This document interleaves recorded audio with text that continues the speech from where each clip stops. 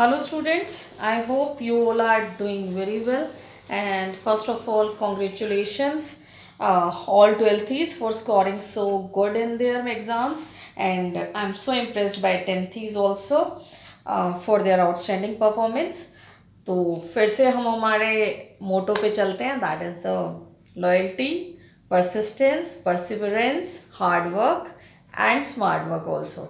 So today we also start with our new topic, that is chemical bonding and its type.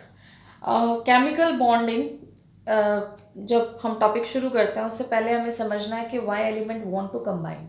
कोई भी element अपनी combination सिर्फ इसलिए करेगा ताकि वो अपने लॉ ऑफ ऑक्टेट या ड्यूप्लेट को जस्टिफाई कर ले, और कोई भी ड्यूप्लेट या ऑक्टेट को इसलिए जस्टिफाई करता है ताकि वो स्टेबल नोबल गैस कॉन्फ़िगरेशन को अटेन कर ले. ओके, हमने बहुत बार बात की है कि लॉ ऑफ ड्यूप्लेट का मतलब है एटलीस्ट जो है 2 इलेक्ट्रॉन्स होने चाहिए in the outermost shell, and law of octet की बात करें तो एटलीस्ट 8 इलेक्ट्रॉन्स होने चाहिए in the outermost shell. Okay, तो कुछ एलिमेंट्स के लिए हमने ये भी बात की है कि दोनों लॉज जो हैं वो जस्टिफाई हो जाते हैं, और 2 एलिमेंट ऐसे हैं जो लॉ ऑफ ऑक्टेट को जस्टिफाई नहीं करते, वो हैं बेरिलियम और बोरॉन. हम बहुत बार ये बात कर चुके हैं. ठीक है, तो now we start with our topic, और हमारा टॉपिक है वाई एलिमेंट कंबाइंस. तो element combine just to attain the stability, अभी हमने बात ही की है, और for satisfying law of duplet और लॉ ऑफ ऑक्टेट, या फिर हम सिंपल वन वर्ड में बोले so to attain the stable noble gas configuration. Ionic bond is that bond which is formed by the complete transference of electrons from one element to the another.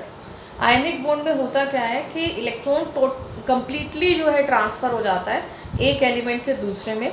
यहाँ पे dipole exist करता है, और ionic bond को ही हम electrostatic या electrovalent bond बोलते हैं.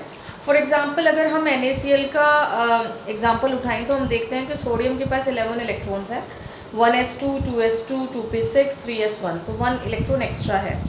सोडियम ये इलेक्ट्रॉन कम्प्लीटली डोनेट कर देगा क्लोरीन को. जैसे ही सोडियम इलेक्ट्रॉन को डोनेट करता है क्लोरीन को, सोडियम का लॉ ऑफ ऑक्टेट जस्टिफाई हो जाएगा, as well as by gaining 1 electron chlorine का भी लॉ ऑफ ऑक्टेट जस्टिफाई हो जाएगा. तो Na पॉजिटिवली चार्ज हो गया और Cl क्या हो गया, नेगेटिवली चार्ज. तो because of the development of the charges they are very good conductor of heat and electricity, as well as ionic bond is the strongest bond because there is complete positive and negative ion exist. Okay, तो हम देखते हैं कि sodium के पास जो थे 11 electrons थे, उसकी कॉन्फ़िगरेशन मैंने लिख दी है. तो लास्ट में जो है 3s में एक ही इलेक्ट्रॉन है, और क्लोरीन के पास 17 थे. तो लास्ट में हम देखेंगे यहाँ पे भी थर्ड शेल में कितने इलेक्ट्रॉन्स हैं, 7 इलेक्ट्रॉन्स हैं. तो Na कम्प्लीटली पॉजिटिव हो गया और Cl कम्प्लीटली नेगेटिव हो गया. The second type of the bond is the covalent bond.